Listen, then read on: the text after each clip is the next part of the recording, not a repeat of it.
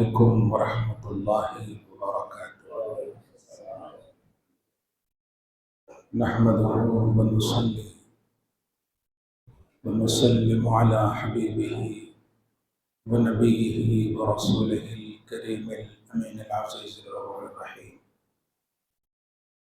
وعلى آله وأصحابه الأفضلين الأكرمين أجمعين، أما بعد، فأعوذ بالله من الشيطان الرجيم، بسم الله الرحمن الرحيم۔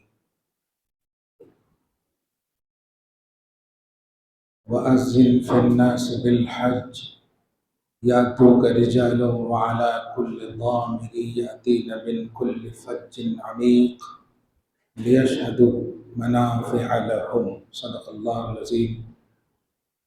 حصول برکت کے لیے درود شریف پڑھ لیں۔ اللہم صلی وسلم وبارک علی سیدنا وشفیعنا وحبیبنا ومولانا محمد معدن الجود والکرم وآلہ الکرام وابنہ الکریم وآلہ واصحابہ وبارک وسلم، صلاۃ و سلاما علیک یا حبیبی یا سیدی یا رسول اللہ صلی اللہ تعالی علیہ وسلم۔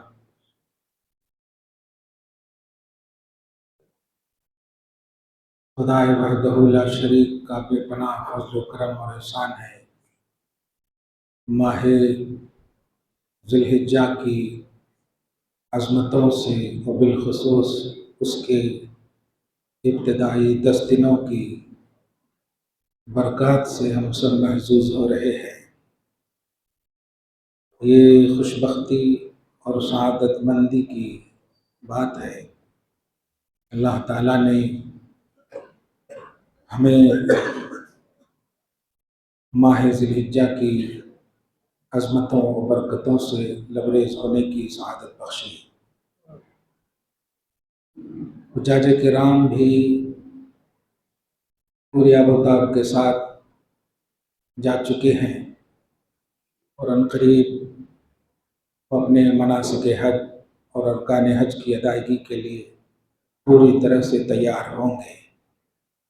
اللہ رب العزت تمام زائرین حرمین کی زیارت کو قبول فرمائے اور ان کی دعاؤں میں ہم سب کو شریک فرمائے اور حصہ نصیب فرمائے۔ سچ یہی ہے، اللہ رب العزت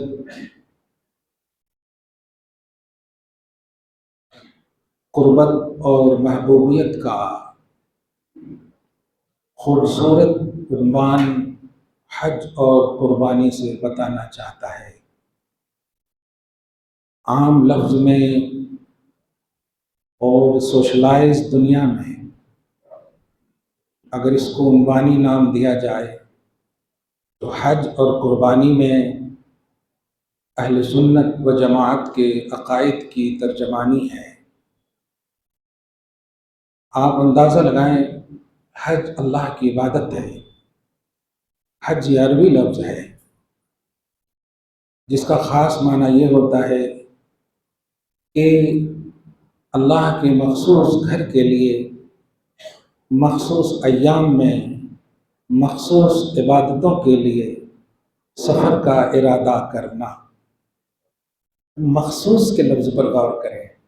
مخصوص حج عربی لفظ ہے جس کا معنی ہے قصد کرنا، ارادہ کرنا۔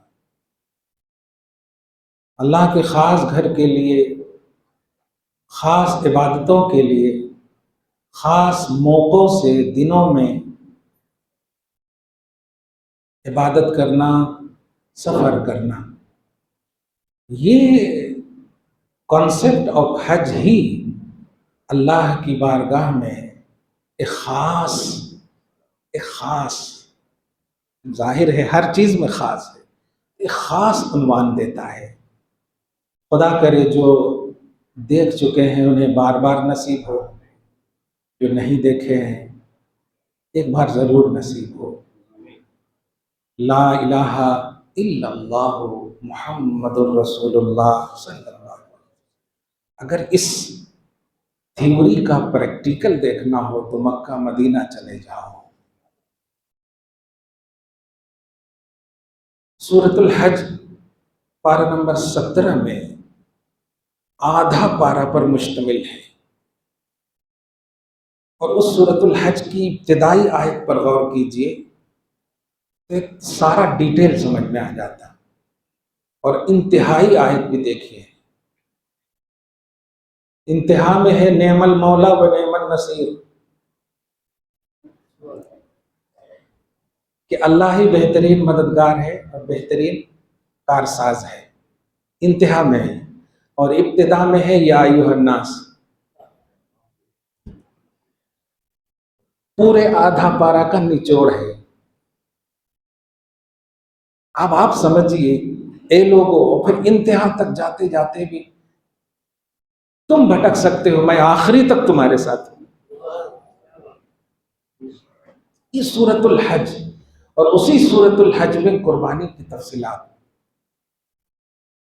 اور حج اور قربانی دونوں کا اگر آپ انالائز کریں گے تو عقائد اہل سنت کی ترجمانی۔ ابھی کوئی باہر ملک سے ایک کلپ بھیجا گیا اور سورۃ الاعراف کی ایک آیت کا مس کوٹ کر کے، کوٹ کیسا بول سکتے، مس کوٹ ہی بولے، کہ نفرت کیسے جنم لیتی ہے۔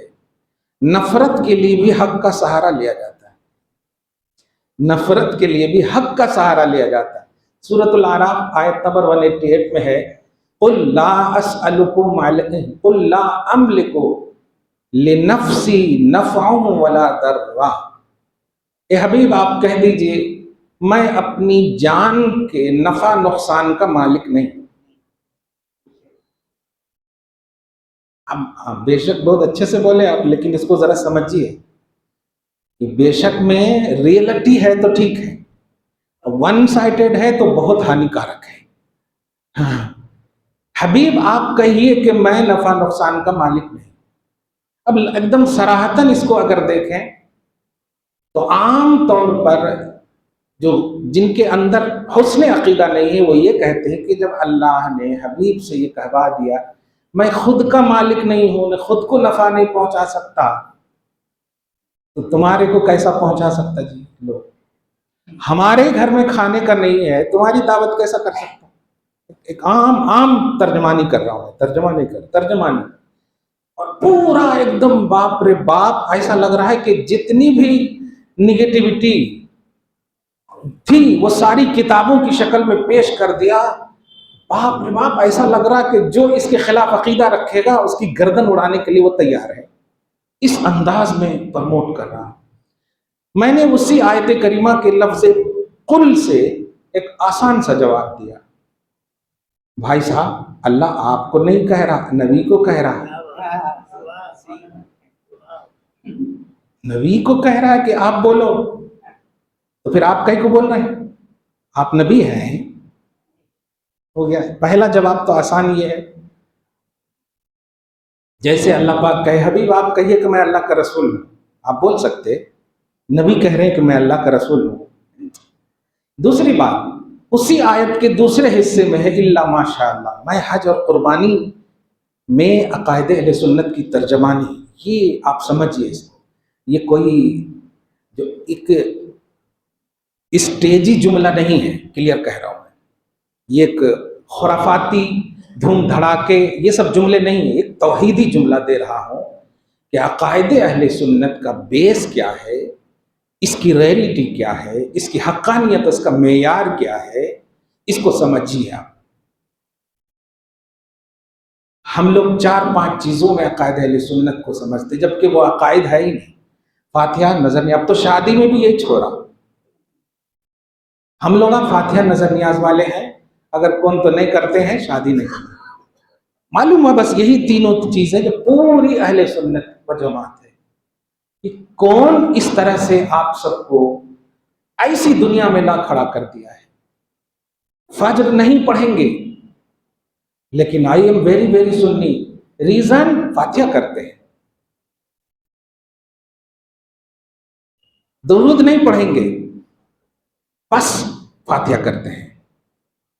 آپ اس کو سمجھیے، میں آئینہ دکھا رہا ہوں، یہ تردیدی کانسیپٹ نہیں، اس کو سمجھیے آپ۔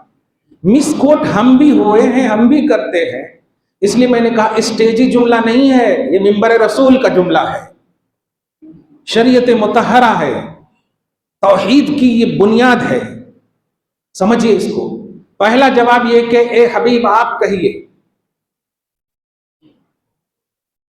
کیونکہ جب آپ کہیں گے نا کہ میں نفع نقصان کا خود مالک نہیں ہوں، صحابہ پھر بھی دیکھیں گے کہ آپ کے اندر اتنی عظمت، اتنی برکت، تو صحابہ کو توحید کا جام آپ نے پلایا ہے، وہ مس لیڈ نہیں ہوں گے، وہ توحید سے قریب ہوں گے. نبی کو میں نے چاند کا 2 ٹکڑا کرتے ہوئے بھی دیکھا، سورج پلٹاتے ہوئے بھی دیکھا، درخت کو سجدہ کرتے ہوئے بھی دیکھا، پھر بھی کہہ رہے ہیں کہ میں نفع نقصان کا مالک نہیں. تو یہ جو اچنبھت پہلو ہے، یہی تو معجزہ ہے میرے حبیب، یہی تو معجزہ ہے. آنکھ سے دیکھنے والوں کے سامنے جب یہ آیت پڑھی گئی ہوگی، 1400 سال والوں، 1400 سال کے بعد یا اگر گمراہی کے دلدل میں جا سکتے ہیں، یہ امکان ہے، وہاں تو صحابہ نبی کی وجہ سے ہی مومن ہیں.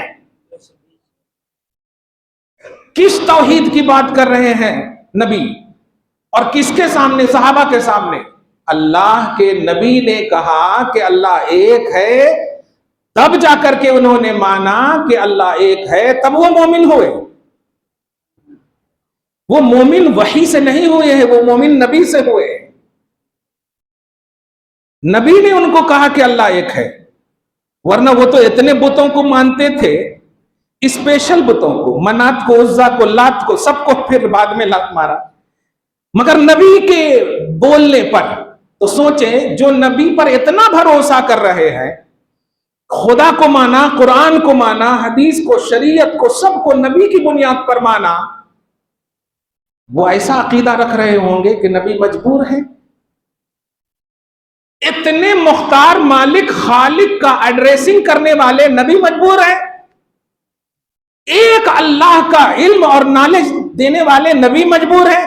یہ بتائیے، خدا کو اگر خدا سے آپ کو کوئی ملا دے، اس سے بڑا نفع ہے کچھ آپ کے لیے؟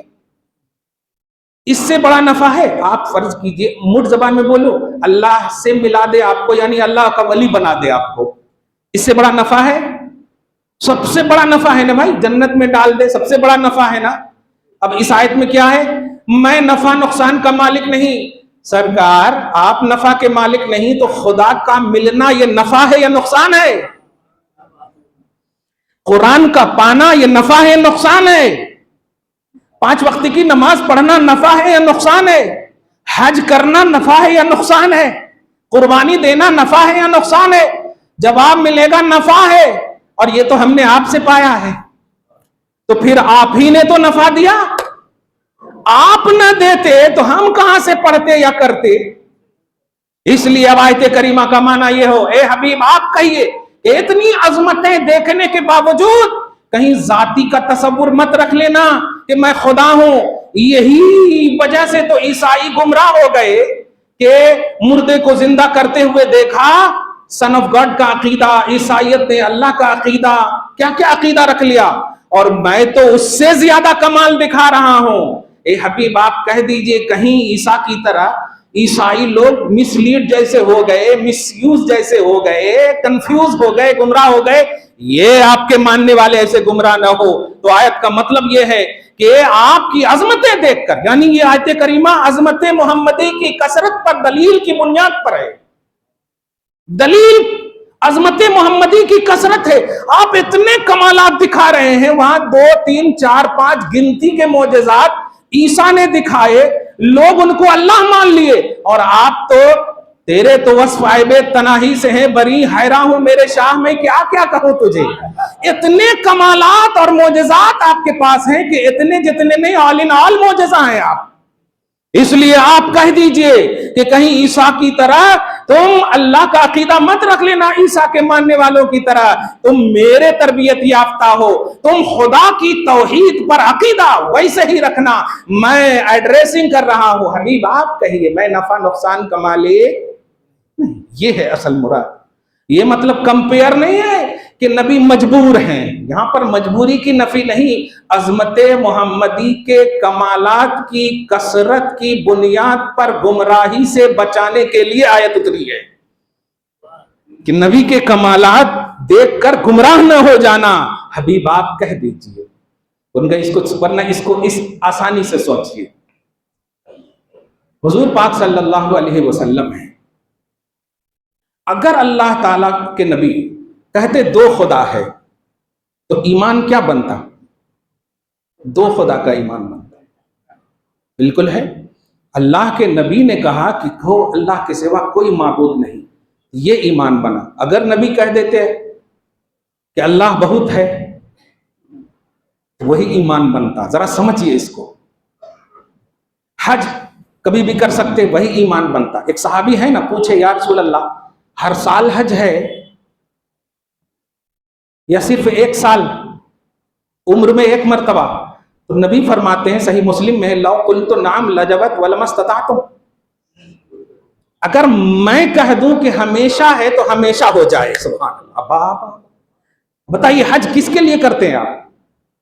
اللہ کے لیے۔ لیکن اس حج کرنے کا جو بیس ہے وہ نبی کہہ رہے ہیں۔ اگر میں کہہ دوں کہ ہمیشہ کے لیے حج فرض ہے، واجب ہے، تو ہمیشہ کے لیے حج فرض و واجب ہو جائے، وَلَمَا اسْتَطَعْتُمْ، مگر تم میں کہہ دوں، یہ نبی کہہ رہے ہیں۔ یہ ذہن دینا چاہتے ہیں توحید جو ایک اللہ کو مانے ہو میری وجہ سے، قرآن میری وجہ سے، شریعت میری وجہ سے، یہ اتنا بڑا نفع کا کانسیپٹ نبی دے رہے ہیں، اور امت کیا عقیدہ بنا رہی ہے؟ نبی مجبور ہیں۔ ایک اور اس میں حدیث کو کوٹ کیا گیا ہے کہ نبی حضرت فاطمہ سے کہہ رہے ہیں کہ اے فاطمہ نیک عمل کرو، میں تمہیں اللہ کے سامنے بچا نہیں سکتا، میں اللہ کے سامنے اللہ سے تمہیں بچا نہیں سکتا۔ جو اپنی بیٹی کو نہیں بچا سکے وہ تمہارے کو کیا بچاتے؟ اب آپ سوچئے، اسی لیے کہا میں نے کہ حق کا سہارا بھی لے کر لوگ گمراہ ہوتے ہیں۔ کشتی پہ چڑھو نا تو سوراخ مت کرو، بلکہ کہیں سوراخ ہے تو اس کو چھپاؤ، بند کرو، سوراخ کرے تو تمہیں ڈوبتے۔ کشتی تو اچھی ہے، صرف قرآن کا سہارا لے کر، حدیث کا سہارا لے کر اس کا جواب آسان دوں گا۔ نبی فرماتے ہیں فاطمہ میرے جگر کا ٹکڑا ہے۔ حدیث تو سنے ہیں آپ، لیکن جواب سنیے، اس کا جواب سنیے۔ کیا کہا؟ فاطمہ میں تجھے بچا نہیں سکتا۔ یا رسول اللہ ٹھیک ہے، لیکن میں تو آپ کا حصہ ہوں، اب آپ جہاں جائیں گے حصہ وہاں جائے گا۔ جگر کا ٹکڑا ہے نا بھائی، تو نبی علیہ الصلوۃ والسلام کا جگر کا ٹکڑا، کیا جگر کے بغیر نبی جائیں گے؟ فیصلہ اب آپ کے ہاتھ میں ہے، نبی کہاں جائیں گے؟ ارے جنت کی بات کر رہے ہیں، وہ تو حسنین کو، ان کے بیٹوں کو دے دیا ہے مصطفیٰ نے۔ دیکھیے جو یہ تھنکنگ ہے نا، جو ایکسپلینیشن جو کرتے ہیں نا، یہ یہی ہے۔ آسان سا جواب ہے، اے فاطمہ تم میری بیٹی ہو، نیک عمل کرو تاکہ دنیا آئیڈیل مانے کہ محمد کی بیٹی بھی کمال والی ہے۔ یہ مراد ہے حدیث میں، یہ مراد ہے حدیث میں۔ اسی لیے تو آج پوری دنیا میں آپ کی بیٹی پر نام نہیں رکھا جاتا، مصطفیٰ کی بیٹی پر نام رکھا جاتا ہے۔ ہم اپنی بیٹی کا نام فاطمہ رکھتے ہیں، کیوں؟ فاطمہ ویسی ہیں، نبی نے ویسا ٹرین فرمایا، تربیت فرمائی۔ تو مراد یہاں یعنی پازیٹیوٹی مراد ہے، اور نیگیٹیوٹی پیش کر رہے ہیں کہ بیٹی کو نہیں بچا سکے، معاذ اللہ۔ وہاں اللہ کے مقابلے کی بات ہو رہی ہے، تم میری بیٹی ہو اس لیے تمہاری ادا۔ اسی لیے تو سارے صحابہ کا اتفاق تھا کہ فاطمہ کا آل ان آل وجود مصطفیٰ کی شباہت ہے۔ مصطفیٰ ناخن سے لے کے سر کے بال تک، چلنا ویسا، بیٹھنا ویسا، بولنا ویسا، حرکت کرنا ویسا، یہ ساری چیزیں فاطمہ کی ادائے مصطفیٰ کا مظہر اور آئینہ تھا۔ سبحان اللہ۔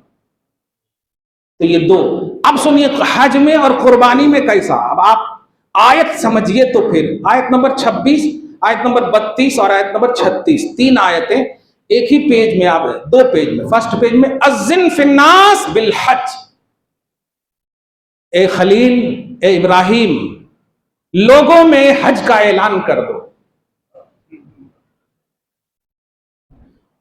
ذرا غور کریں، اذن آرڈر فرام ریئل گاڈ، اللہ کی طرف سے آرڈر ہو رہا ہے، اے ابراہیم لوگوں میں کس کا اعلان کر دو؟ اب آپ بتائیں حضرت ابراہیم کے سامنے کتنے جنے ہوں گے؟ کیا یہی مراد ہے کہ جو ابراہیم تمہارے آزو بازو میں ہیں ان کو بتا دو؟ نہیں، صبح قیامت تک جتنے بھی موحد مسلمان کی قسمت میں حج لکھ دیا گیا ہے ان سب کو بتا دو، جو ابھی موجود ہیں ان کو بھی، جو باپ کے پشت میں ہیں ان کو بھی، جو ماں کے پیٹ میں ہیں ان کو بھی۔ اب ذرا اتنا سمجھیے یہ کن کو کہہ رہا اللہ تعالیٰ؟ ابراہیم خلیل اللہ کو۔ اور خلیل اللہ کا کانسیپٹ سمجھیے، خلیل اللہ کا کانسیپٹ یہ ہے کہ خلیل جس کا ہوتا ہے نا اس کے درمیان محبت کی شراکت نہیں ہوتی۔ جیسے ابراہیم اللہ کے خلیل ہیں تو اللہ کبھی گوارا نہیں کرے گا کہ میری محبت کے علاوہ کسی اور سے محبت کرو۔ اور یہی وجہ تھی کہ حضرت اسماعیل سے محبت کرنے لگے تو اللہ نے کہا ذبح کرو، میں نہیں چاہتا کیونکہ تم میرے خلیل ہو، تم میرے خلیل ہو۔ فلسفہ سمجھیے، جو میں نے عنوان دیا ہے نا کہ حج اور قربانی میں عقائد اہل سنت کی ترجمانی، اس کو سمجھیے۔ یہ کوئی فاتحہ نظر نیاز والی کوالٹی نہیں پیش کی جا رہی، یہ توحید کی ریئلٹی پیش کی جا رہی ہے۔ کیا کہ خلیل جس کا ہوتا ہے وہ گوارا نہیں کرتا ہے کہ میرے درمیان کوئی تیسرا آئے، یہ خلیل کا کانسیپٹ ہے۔ لیکن حبیب کی بارگاہ میں آئیے، اے اللہ میں حسین سے پیار کرتا ہوں تو بھی پیار کر۔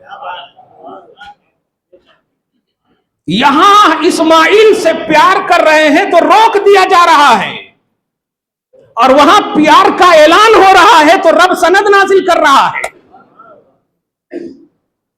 اور یہاں روکے جانے والے خلیل کا اسٹیٹس یہ ہے، اے خلیل زبان سے بولو، دنیا کے کونے کونے سے، علی کل ضامر یاتین من کل فج عمیق، دنیا کی کونے کونے میں جہاں کہیں بھی ہو، میرے خلیل ہو نا، تمہاری آواز کو پہنچانا میری ذمہ داری ہے۔ یہ خلیل کا کانسیپٹ ہے۔ جو خلیل ڈیپینڈڈ ہے کہ اللہ جو چاہے وہی، جو خلیل ڈیپینڈڈ ہے کہ اللہ جو چاہے وہی میں کروں گا، اور یہ حبیب ہے کہ اللہ فرماتا ہے تم جو چاہو وہ میں کروں گا، تم جو چاہو وہ میں کروں گا۔ حبیب تم جو چاہو، سب جملے پہ غور کریں، تم جو چاہو، 50 وقت کی نماز کو 5 وقت میں بدلنا چاہتے ہو، کر دے رہا، سمجھ رہے ہیں آپ، کر دے رہا ہو۔ بیت المقدس کو قبلہ نہ چھوڑ کر کے کعبہ بنانا چاہتے ہو، تم جو چاہو، سبحان اللہ، تم جو چاہو۔ یہاں ہے ڈیپینڈنٹ خلیل۔ شان یہ ہے کہ پوری کائنات کے خطے خطے میں خلیل کی آواز پہنچ جا رہی ہے۔ تم کہتے ہو ہم یہاں سے نبی کو پکارے تو کیسے مصطفیٰ سنیں گے؟ ہمارا یہ عقیدہ نہیں، ان کی سماعت کا یہ عالم ہے کہ وہ حبیب ہیں، اس کو سمجھو۔ وہ حبیب ہیں جو ڈیپینڈنٹ نہیں، یہ جو چاہیں گے وہی رب چاہے گا۔ اور کیسے چاہتے ہیں؟ صحیح مسلم کی حدیث سنیے آپ۔ ہم تو پیدا ہو گئے ہیں نا، پیدا ہو چکے ہیں الحمدللہ، ابھی حضور تشریف نہیں لائے ہیں، ابھی حضور تشریف نہیں لائے ہیں، اور فرماتے ہیں کہ میں بعثت میری نہیں ہوئی، اظہار نبوت میں نے نہیں کیا، لیکن جانتے ہو میں ابھی آیا نہیں تھا، مگر میں ایک پتھر کو جانتا ہوں جو مکہ میں ہے۔ لفظ جاننا پر غور کیجئے، خوش ہو جائیے الحمدللہ، سارا غم کافور ہو جائے گا الحمدللہ۔ یہ آپ کے نبی کی بات ہے یار، آپ کے نبی کی بات ہے جس کی بنیاد پر آپ مسجد میں بیٹھے ہو۔ لا الہ الا اللہ محمد رسول اللہ، یہ کلمہ وہ نہ پڑھاتے تو آج ابھی یہاں نہیں ہوتے، آپ کہیں گھنٹہ چلا رہے ہو۔ سمجھیے، آپ کہتے ہیں میں جانتا ہوں، اس لفظ میں جاننے پہ غور کیجئے اور حاضر ہو جائیے بارگاہ رسالت میں۔ میں جانتا ہوں اس پتھر کو جو اس وقت بھی مجھ پر سلام پڑھتا تھا جب میں نہیں یہاں تھا۔ انی لاعرف حجرا بمکہ قبل ان ابعث یسلم علی، یہ صحیح مسلم کا جملہ ہے۔ میں یقینی طور پر جانتا ہوں کہ ایک پتھر ہے جو مجھ پر اس وقت سے سلام پڑھ رہا ہے جب میں ابھی یہاں نہیں تھا، بعثت میری نہیں ہوئی تھی، بعثت میری نہیں ہوئی تھی۔ اب یہاں پر خاموش ہو جاتے تو کنفیوژن پہلو تھا۔ انی لاعرفہ الآن، ابھی بھی میں اس پتھر کو اچھے سے پہچان رہا ہوں. ذرا مجھے یہ بتائیے کہ نبی نے پہچاننے کی پتھر کی بات صرف نہیں کی ہے, پتھر مجھ پر سلام پڑھتا ہے, میں پہچان رہا ہوں. پتھر جاندار ہے یا بے جان ہے؟ اے جاندار قوم مسلم, نبی پر سلام پڑھتے ہو نا, نبی کی نگاہوں میں ہو تم, سبحان اللہ, نبی کی نگاہوں میں ہو تم. اب اسی پیمانے میں حاجیوں آؤ, شہنشاہ کا روضہ دیکھو کا عنوان لو. دنیا کے خطے خطوں سے سوال آ رہا ہے, بڑے بڑے رومال اوڑھ کر کے باتیں بتا رہے ہیں, مدینہ جانے کی ضرورت نہیں ہے. آج سنو, مدینہ ہی جانے کی ضرورت ہے. مدینہ جانے کی ضرورت نہیں, عقیدت نہیں بول رہا ہوں, عقیدہ بول رہا ہوں. مدینہ نہ ہوتا, مدینہ والے نہ ہوتے, نہ حج ہوتا, نہ نماز ہوتی, نہ زکات ہوتی, نہ کچھ ہوتا, نہ تم ہوتے, نہ ہم ہوتے. وہ جو نہ تھے تو کچھ نہ تھا, وہ جو نہ ہو تو کچھ نہ ہو. جان ہے وہ جہان کی, جان ہے تو جہان ہے. تو مدینہ کہتے ہو یار, مکہ کے کسی خطے میں بتاؤ تمہیں سرٹیفکیٹ آف مغفرت مل رہی ہو. مینا جاؤ نہیں, مزدلفہ جاؤ نہیں, عرفات جاؤ نہیں, تم یہاں حاجی ثواب کی کثرتوں سے دامن تو بھر لیتے ہو, لیکن اس کثرت کی مقبولیت کا راز مدینہ میں ہے. وہاں سند ملتی ہے, وہاں سرٹیفکیٹ ملتی ہے. اسی لیے کہا گیا کہ سنو, اگر تم گناہ کر لو تو میرے عرفات میں حاجی بننے کے لیے عرفات میں آؤ, نمازی بننے کے لیے مینا مزدلفہ میں آؤ, ثواب کی کوانٹٹی لینے کے لیے ان جگہوں پر آؤ, لیکن مغفرت لینے کے لیے در مصطفیٰ پہ حاضر ہونا پڑے گا. بخشش کی سرٹیفکیٹ لینے کے لیے در مصطفیٰ پہ حاضر ہونا پڑے گا. حاجیوں آؤ, شہنشاہ کا روضہ دیکھو, کعبہ تو دیکھ چکے, کعبے کا کعبہ دیکھو. حاجیوں آؤ, اور یہ رب کے جملے ہیں, اردو میں ہمارے ہیں مگر یہ رب کے جملے. حاجیوں وہاں ثواب ملا ہے نا, یہاں جواب ملنے والا ہے. درود شریف پڑھیں, اللہم صلی علی محمد وآل محمد مبارک سلم صلی اللہ تعالی علیہ وسلم. یہ پورا حج کے حوالے سے. اب ذرا قربانی میں ذرا کہ نفع پر بات آ رہی تھی. عقائد سنت و جماعت یہ ہے کہ اللہ کی عطا سے ہمارے اور آپ کے نبی محمد رسول اللہ صلی اللہ علیہ وسلم صاحب اختیار ہیں, نفع نقصان کے مالک ہیں. اور اگر آپ نہیں ہیں نفع نقصان کے مالک تو کون ہیں؟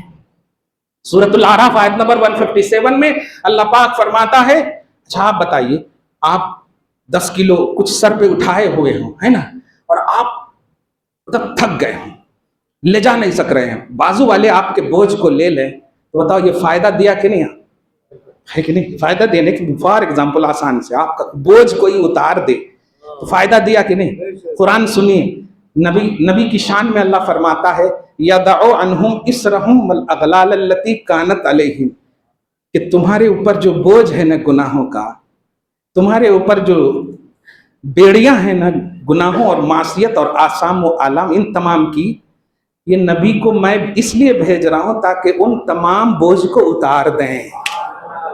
یہ قرآن ہے. یَدَعُ, یا زبر یا, ذات زبر ذا, عین پیش او, یَدَعُ وضع کرنا, اتارنا, یہ نبی کی شان ہے قرآن پاک میں. یہ نبی اتارتے ہیں اسرہم, بوجھ تمہارا.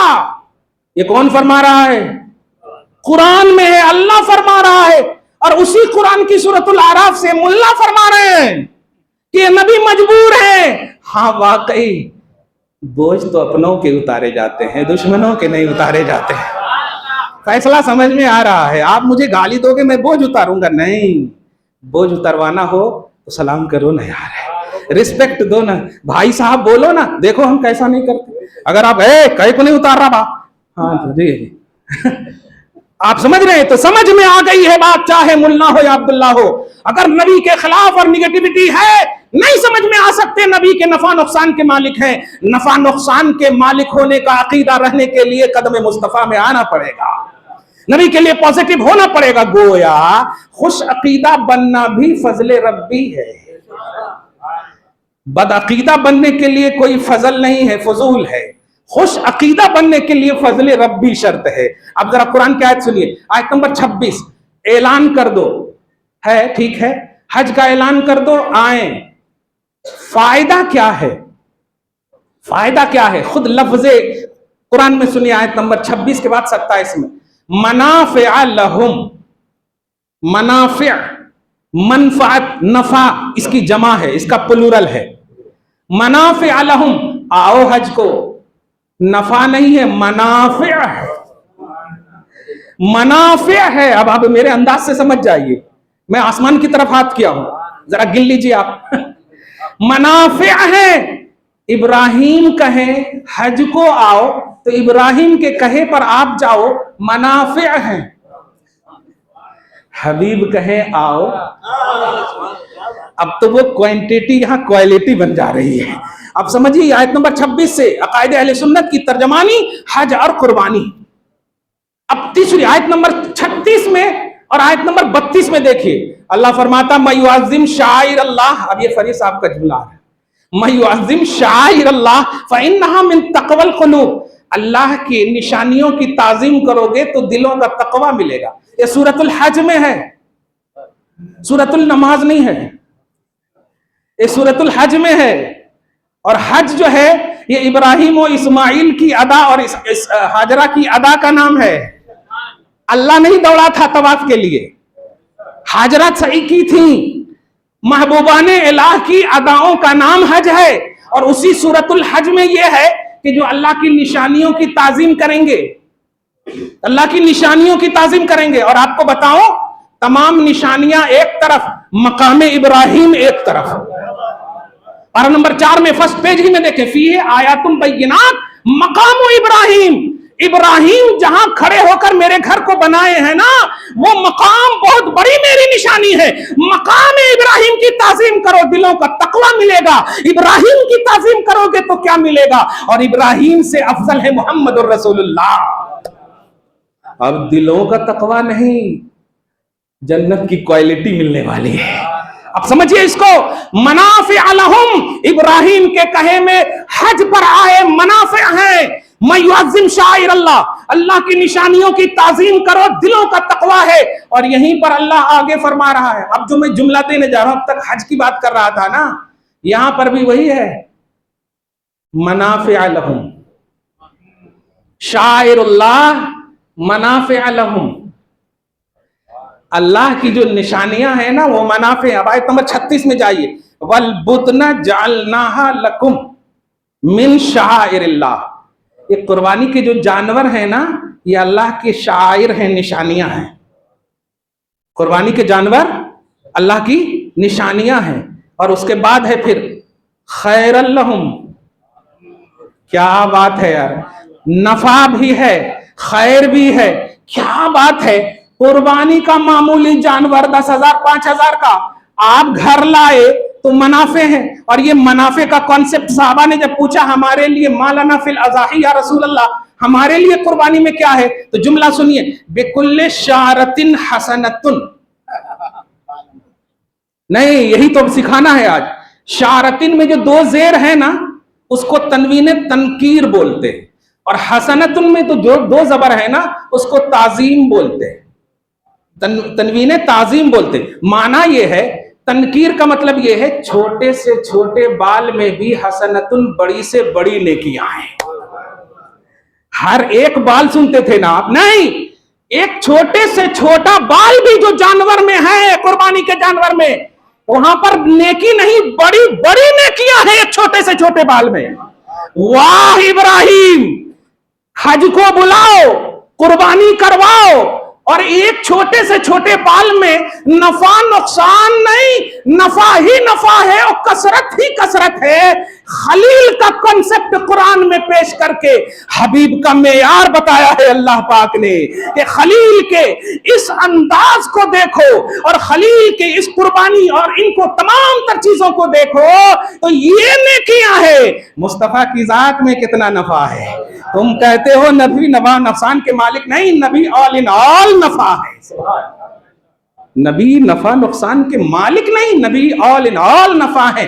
ناخن پاک مل جائے تو نفع ہے, بال مبارک مل جائے تو نفع ہے, ادا مل جائے تو نفع ہے. مکہ موجود تھا مصطفیٰ کے آمد سے پہلے, پلیس تھی, جگہ تھی, ساری چیزیں موجود تھی, لیکن مکہ کو وہ وقار نہیں ملا. مصطفیٰ کا قدم پڑا ہے, کعبہ کی عظمت ہو گئی ہے. تو قدم مصطفیٰ میں خاک کھائی قرآن خاک گزر کی قسم، اس کفے پا کی حرمت پہ لاکھوں سلام۔ اس لیے اہل سنت و جماعت کا عقیدہ حج اور قربانی میں ریئل ہے، اچھا ہے، صحیح ہے، اور جو مانتے ہیں وہ خوش عقیدہ ہے۔ اس لیے یہ کلپ وغیرہ میں آپ مت جاؤ، مصطفیٰ جان رحمت صلی اللہ علیہ وسلم کے آئینے میں، ان کے تصورات میں، ان کی رضا میں سوچو نا، آپ کیا کرتے ہیں؟ اے اللہ میری اس قربانی کو قبول فرما، جیسا کہ ابراہیم خلیل اللہ سے اور حبیب محمد الرسول اللہ سے قبول فرما۔ یہ وسیلہ کی ضرورت کیا تھی؟ کہہ دیتا اے اللہ یہ قربانی میری ہے، ڈائریکٹ قبول فرما۔ لیکن اگر یہ دعا نہیں پڑھے تو انکمپلیٹ قربانی ہے کہ نہیں؟ دعا پڑھنا ہے آپ کو، کمال ہے۔ ابراہیم خلیل اللہ کا بھی وسیلہ، محمد الرسول اللہ کا بھی وسیلہ، ایک جانور کو قبول کرانے کے لیے یہاں زوردار خلیل و حبیب کا وسیلہ، اپنے آپ کو مقبول کرانے کے لیے ڈائریکٹ۔ یہ کون سا عقیدہ ہے؟ یہ عقیدہ صحیح نہیں ہے۔ اس لیے حج اور قربانی میں عقائد اہل سنت کی ترجمانی ہے، دعا ہے اللہ آپ سب کو شاد